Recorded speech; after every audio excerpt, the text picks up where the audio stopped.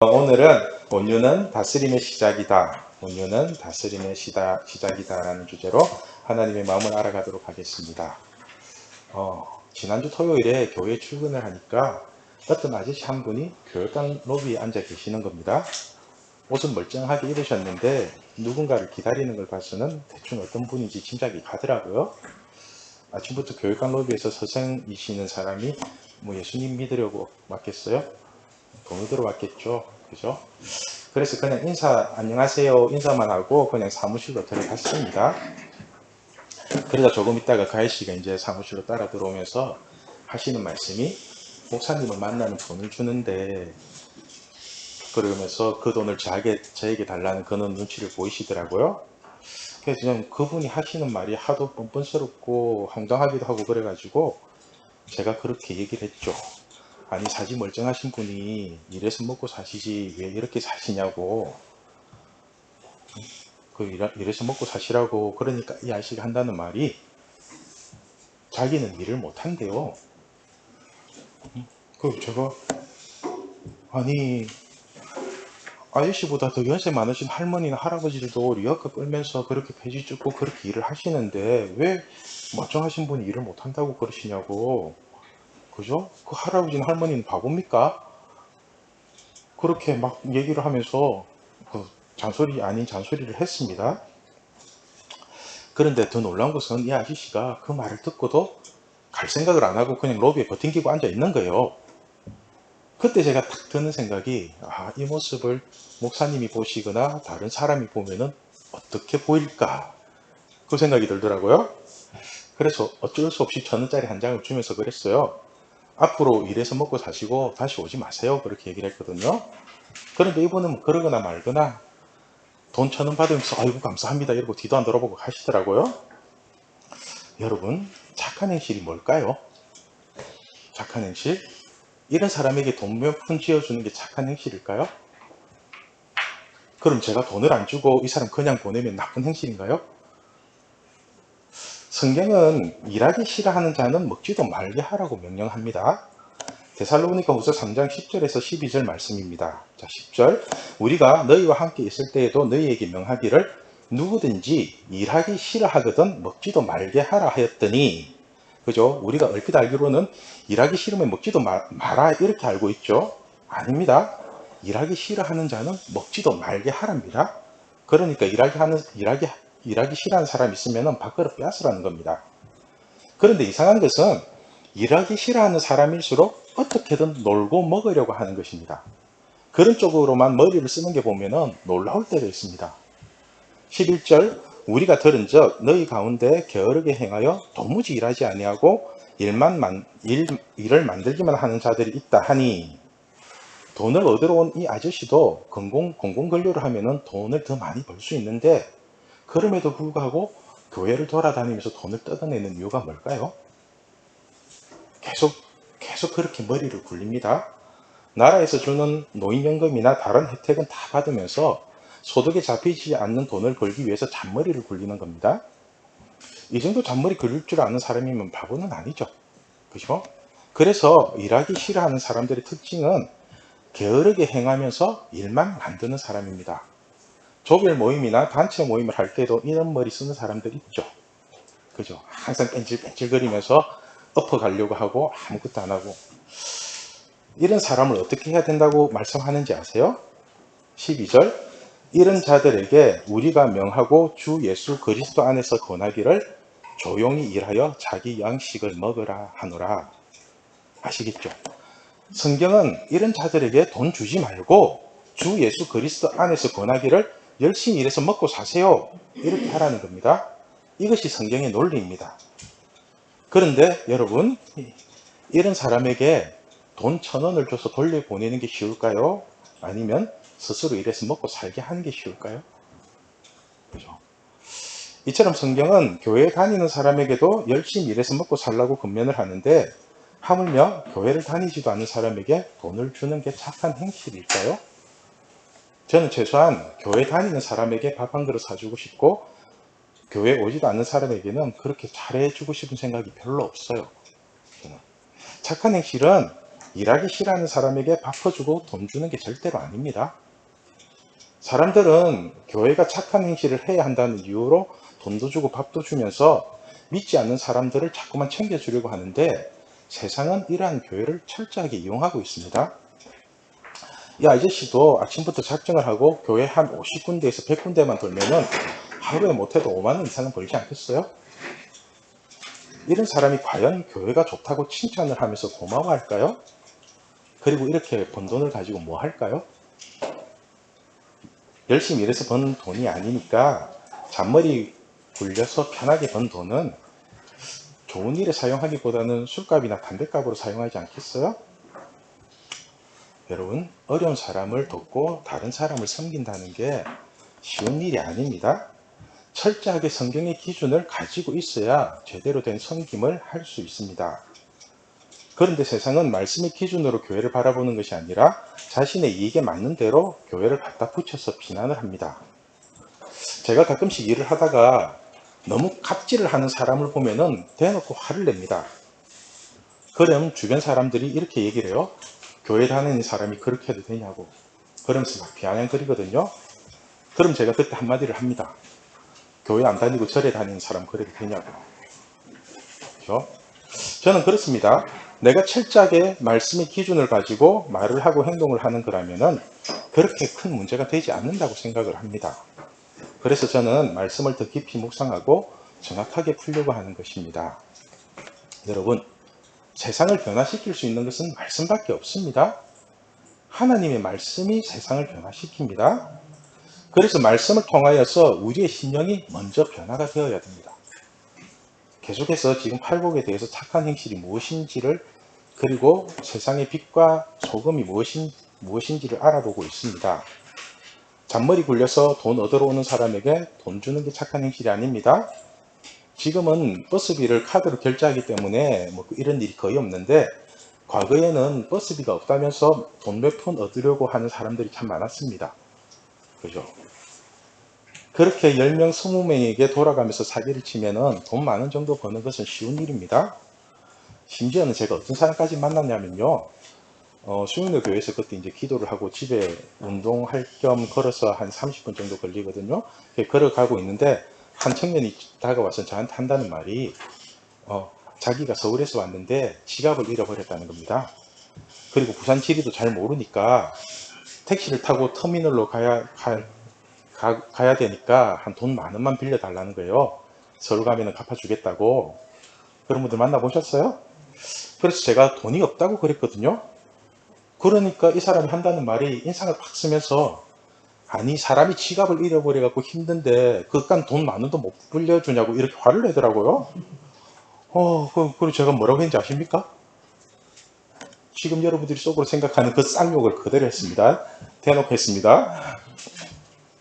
여러분, 착한 행실을 하겠다고 세상의 빛과 소금이 되겠다고 하다가 잘못하면은 철저하게 세상의 이용만 당할 수도 있습니다. 세상의 빛과 소금이 되기 위해서는 먼저 팔복이 무엇인지를 정확하게 알아야 합니다. 그래야지 세상에 이용당하지 않는 소금과 빛이 될 수 있습니다. 팔복의 첫 번째 복이 심령이 가난한 자의 복입니다. 우리 3절 말씀 같이 읽겠습니다. 심령이 가난한 자는 복이 있나니 천국이 그들의 것이며. 아멘. 심령이 가난하다는 것은 세상에 대한 욕심이 1도 없는 것을 말합니다. 더 구체적으로 말하면은 돈에 대한 욕심이 1도 없는 상태를 말합니다. 마태복음 6장에서도 너희가 하나님과 재물을 겸하여 섬기지 못한다고 말씀하시죠. 그죠? 제가 앞으로 지금 계속 마태복음에 대해서 살펴보려고 하는데 이거는 다음에 구체적으로 한 말씀 드릴게요.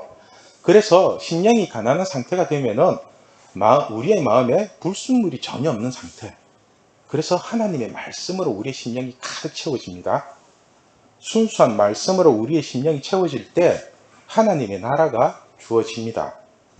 하나님의 사랑이 나를 철저하게 지켜주시고 보호해 주시는 나라, 이것이 바로 천국입니다. 그러므로 심령이 가난한 사람은 성경에 기록된 모든 복을 누리면서 살게 되는 것입니다. 이 심령이 가난해지는 복을 꼭 받으시길 바랍니다.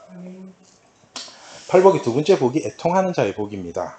우리 4절 말씀 같이 읽겠습니다. 애통하는 자는 복이 있나니 그들이 위로를 받을 것이며. 그렇죠? 세상은 부러우면 지는 것이라고 하면서 슬퍼도 슬프지 않은 척, 마음이 아프고 괴로워도 아무렇지도 않은 척 하며 살라고 합니다. 그런데 성경은 애통하는 자가 복이 있다고 말씀합니다. 여러분, 애통은 사람에게 하는 것이 아니라 철저하게 하나님께 울부짖는 것입니다. 전지전능하신 하나님이 나의 모든 길을 막으시고 내가 구하는 모든 것을 외면하더라도 그래도 그 하나님을 의지하고 그 하나님에게 울부짖는 게 애통입니다. 제가 진짜로 하나님을 버리고 싶을 때가 있었습니다. 하나님이 너무 한다고 할 정도로 저를 낮추시는데 도저히 견딜 수가 없더라고요. 그래서 하나님을 떠나기로 마음 먹고 실행에 옮기려고 하는데 갑자기 이런 생각이 드는 겁니다. 하나님을 떠난다고 답이 있을까? 내가 예수님 버리고 십자가 버린다고 답이 있을까? 여러분, 교회를 떠난다고 하나님을 떠난다고 답이 있는 게 아닙니다. 차라리 예수님이 그러시잖아요. 내가 길이요 진리요 생명이라고.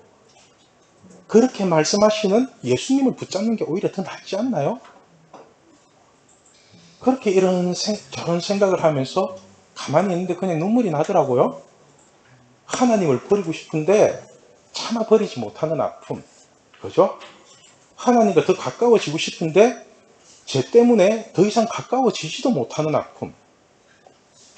이런 아픔 속에서 그냥 하염없이 울었습니다.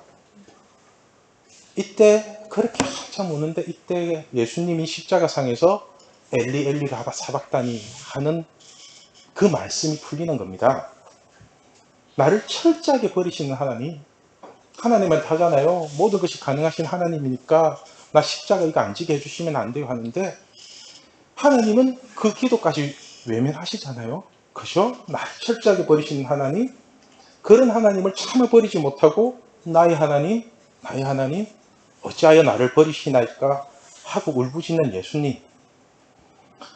나의 기도를 외면하고 나의 죄를 철저하게 버리게 하시는 하나님을 차마 버리지 못하고 그 하나님 앞에서 울부짖는 게 애통입니다. 이 애통의 끝에 하나님의 위로가 있습니다. 이 하나님의 위로가 사랑입니다. 울고 있는 자녀를 부모가 토닥여 주듯이 하나님은 애통하는 자녀의 마음을 만져주십니다. 여러분, 교회를 떠나고 하나님을 떠난다고 답이 있는 게 아닙니다. 하나님 안에서 답을 찾으십시오. 하나님의 위로를 받고 하나님의 사랑을 받는 것이 진짜 복이라는 것을 명심하시기 바랍니다.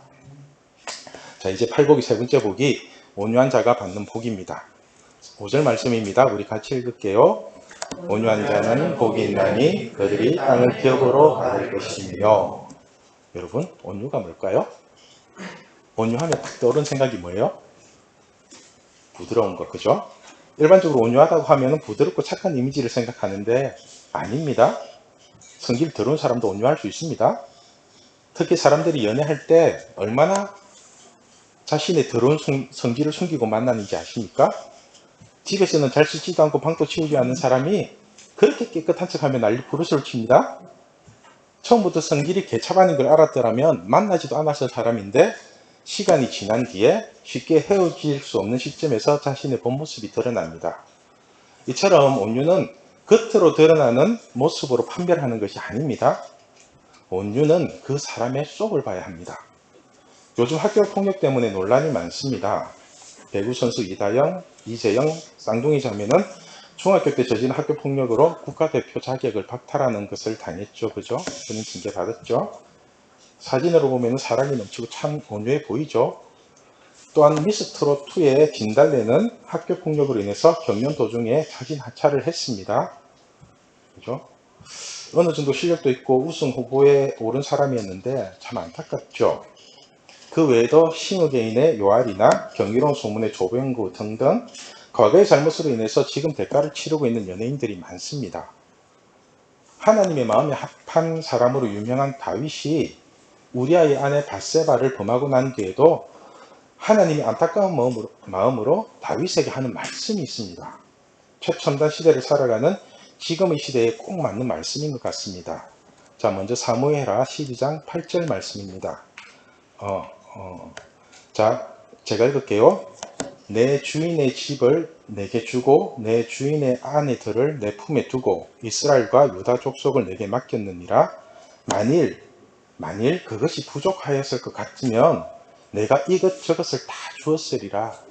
그죠? 하나님이 다윗에게 하는 거예요. 우야를 범죄한 그 다윗에게. 네가 왜 그렇게 했냐? 내가 다 줄 건데.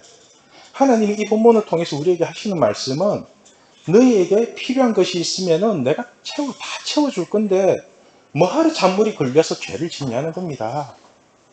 그죠? 여러분, 잔물이 걸려서 죄 짓지 마세요. 하나님이 다 채워줘요. 필요하면은. 그 시간을 우리가 알 수 없을 거예요. 때에 대해서는 하나님이 권한으로 준 건데, 구하면은 하나님 때에서 여러분 다 채워줄 거예요. 걱정하지 마세요. 그리고 12절에 하시는 말씀이 너는 엄밀히 행하였으나 나는 온 이스라엘 앞에서 백주의 이 일을 행하리라. 무슨 뜻인지 아시겠어요? 사람들은 죄를 지을 때 아무도 모르게 죄를 짓는다고 생각합니다. 지도 새도 모르게라는 말이 있듯이 아무도 모르게 죄를 지을 수 있다고 착각을 하는 것 같습니다. 완전 범죄 그런 거 없습니다. 여러분, 죄 짓는 건 절대로 지도 새도 모르게 지을 수가 없습니다. 지만 모르고 새만 모르지 결국은 다 들통나게 되어 있습니다. 왠지 아세요? 왜냐하면은 먼저는 죄를 짓는 자신이 알고요. 그죠? 그것을 당하는 상대방이 알고요. 무엇보다도 전지전능하신 하나님이 압니다. 자신이 저지른 죄를 자신이 모를까요? 우리가 예배를 시작할 때 회개의 기도를 드리는 이유도 이 때문입니다. 자신이 어떤 마음으로 사람을 대하고 어떤 마음으로 일주일을 살았는지 본인이 가장 잘 알잖아요. 그죠? 그럼 여러분이 아는 것을 하나님이 모를까요? 하나님이 더 잘 아시죠. 그래서 하나님께 용서를 구하고 우리의 허물을 덮어달라고 회개 기도를 하는 것입니다. 그런데 우리가 진심으로 회개하지 않고 회개의 열매를 맺지 않으면 하나님은 그 모든 죄를 사람들에게 폭로해서라도 대가를 치르게 하십니다. 하필이면 그때가 여러분의 인생에서 승승장구하고 가장 잘 나갈 때일 것입니다. 그러니까 여러분, 함부로 친구를 괴롭히지 마시고 약한 사람을 업신여기지 마십시오. 그리고 회개 잘 하시면 하나님이 또 덮어주십니다. 허물을 덮어주시는 분이라서. 그리고 힘을 기르십시오. 힘. 자신을 지킬 수 있는 힘을 기르시고요. 무엇보다도 사랑하는 사람을 지켜주고 보호해 줄 수 있는 힘을 기르십시오. 남자라면 가족을 먹여 살리고 가정을 지킬 수 있는 힘을 기르십시오. 이것이 온유의 시작입니다. 오늘 본문에서 말하는 온유도 이러한 개념으로 해석을 해야 합니다. 온유하다는 것은 삶 속에서 나오는 통제된 힘을 말합니다. 온유의 원어적인 뜻을 살펴보면 길들여진 야생마라는 뜻이 있는데요. 이 뜻을 풀어보면 참 재미있습니다. 야생마는 힘이 좋은데 그 힘이 통제되지가 않아가지고 밤낮 사고만 치고 다닙니다. 어줍잖게 운동을 배운 친구들이 어깨에 국가시 넣고 뭐 이러고 다니죠. 그죠? 요즘 말로는 가오충이라고 하던데, 그런데 이 야생마가 좋은 주인을 만나서 힘을 다스리기 시작하면은 그 주인을 위해서 있는 힘을 다 사용합니다. 이것이 온유입니다. 사람들은 힘이 없어서 맞고 다니는 아이를 착하다고 오해를 하는 것 같습니다. 제가 중학교 다닐 때는 나름대로 참 착한 아이였습니다. 착했습니다. 제가 사람을 괴롭힐 줄도 몰랐고 선행상까지 받으면서 착하게 살았습니다. 이런 친구들이 저를 괴롭혀도 마음이 약해서 덤비지를 못했습니다. 그래서 저도 알게 모르게 학교 폭력을 조금 당한 것 같습니다. 돈도 빼앗겨받고요, 옷도 빼앗겨받고, 그러면서 속으로는 내가 착하다고 생각을 했습니다. 그런데 고등학교를 가면서 착하게 사는 게 싫었습니다. 그래서 일부러 못된 아이가 되려고 노력을 했습니다. 친한 친구들 몇 명이 모여서 깡패처럼 돈을 뺏기도 하고 같은 반 친구를 이유 없이 그냥 막 때리고 그랬습니다. 그런데 참 이상한 거는 둘 다 편하지가 않는 겁니다. 착하다는 이유로 맞고 다니는 것도 편하지가 않았고요. 힘이 있다는 이유로 때리고 다니는 것도 편하지가 않았습니다. 제가 예수님을 믿고 깨달은 게 이 온유입니다. 온유. 힘이 없어서 맨날 맞고 다니는 것이 온유가 아니고, 힘이 남아 돌아서 맨날 사고만 치고 다니는 것도 온유가 아닙니다. 힘이 있는데 그 힘을 가지고 내가 이기고 싶으면 이기고 내가 져주고 싶으면 져주는 게 온유입니다. 다시 말해서 힘이 있는데 그 힘을 절제하며 다스리는 데 사용하는 것이 온유입니다. 그래서 온유한 자는 땅을 기업으로 받는 것입니다. 땅을 기업으로 받는다는 것은 그 땅을 다스릴 수 있는 능력이 있는 사람입니다. 그죠? 기업은 다스리는 걸 가지고 해야 되는 거잖아요. 그죠? 이때 땅이라는 것은 부동산 말하는 게 아닙니다. 뭐 LH 공사처럼 하나님이 뭐 재개발이나 재건축하는 땅을 미리 알려줘가지고 부동산 투기하라는 게 아닙니다. 5절에서 말하는 땅은 사람이 다스릴 수 있는 모든 공간을 말하는 것입니다. 그래서 온유한 사람은 하나님이 만드신 천지 만물을 다스리는 힘을 가지게 됩니다. 그죠? 성경의 인물 중에 모세가 가장 온유한 자라고 말하죠. 민수기 12장 3절에 이 사람 모세는 온유함이 지면의 모든 사람보다 더하더라. 여러분, 모세가 왜 온유한 사람인지 아세요? 모세는 초기 40년 동안 자기 힘으로 살았습니다. 마치 길들여지지 않은 야생마처럼 그렇게 막 살았어요. 그러니까 자기 힘으로 하나님의 일을 하겠다고 사람을 때려 죽입니다. 이것은 온유가 아닙니다. 그런데 이렇게 사람까지 죽인 모세가 광야로 도망을 갑니다. 광야에서 40년 동안 철저하게 찌질이로 살아갑니다. 그래서 하나님이 모세에게 같이 일 좀 하자고 부르니까 계속해서 못하겠다고 찌질하게 굽니다. 이것도 온유가 아닙니다. 그러다가 모세는 80세에 하나님의 설득에 넘어가서 하나님과 함께 출애굽을 합니다. 이 출애굽의 삶은 모세가 하나님만 바라보며 사는 삶이었습니다. 이것이 온유입니다. 모세는 자기 힘으로 40년, 찌질이로 40년 그렇게 살았는데 그것은 온유가 아니라 출애굽을 하며 오직 하나님만 바라보며 사는 40년이 온유한 삶을 살았던 것입니다. 모세는 통제된 힘을 가지고 오직 하나님만 바라보았습니다. 그래서 성경은 모세를 이렇게 평가합니다. 신명기 34장 10절에서 12절 말씀입니다. 우리 같이 읽을게요. 그 후에는 이스라엘에 모세와 같은 선지자가 일어나지 못하였으니 모세는 여호와께서 대면하여 하시던 자요 여호와께서 그를 애굽 땅에 보내사 바로와 그의 모든 신하와 그의 모든 땅의 모든 이적과 기사와 모든 큰 권능과 위엄을 행하게 하시니 온 이스라엘의 목전에서 그것을 행한 자이더라. 아멘. 모세는 하나님을 대면하여 알던 사람이었고 하나님은 이러한 모세를 애굽 땅에 보냅니다. 그리고는 모든 큰 권능과 위엄을 행하게 하셔서 하나님이 주신 모든 땅을 다스리게 하셨습니다. 이처럼 온유한 자가 되면은 하나님이 주시는 땅을 기업으로 받게 됩니다. 왜냐하면 온유한 자만이 하나님이 주시는 땅을 기업처럼 잘 다스릴 수 있기 때문입니다. 하나님이 주시는 땅은 하나님이 만드신 천지 만물입니다. 여러분, 힘이 넘치는 것도 온유가 아닙니다. 괜히 아이들에게 어깨빵 하면서 사고 치지 마십시오. 또한 힘이 부족한 것도 온유가 아닙니다. 찌질이나 찐따처럼 맞고 다니지 마십시오. 힘을 기르십시오. 최소한 어디 나가서 맞고 다니지 않을 만큼의 힘을 기르십시오.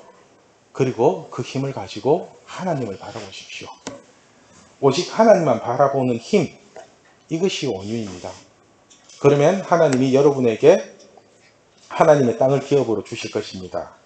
하나님이 주시는 땅에는 검은 보화와 모든 좋은 것으로 가득 숨겨져 있습니다.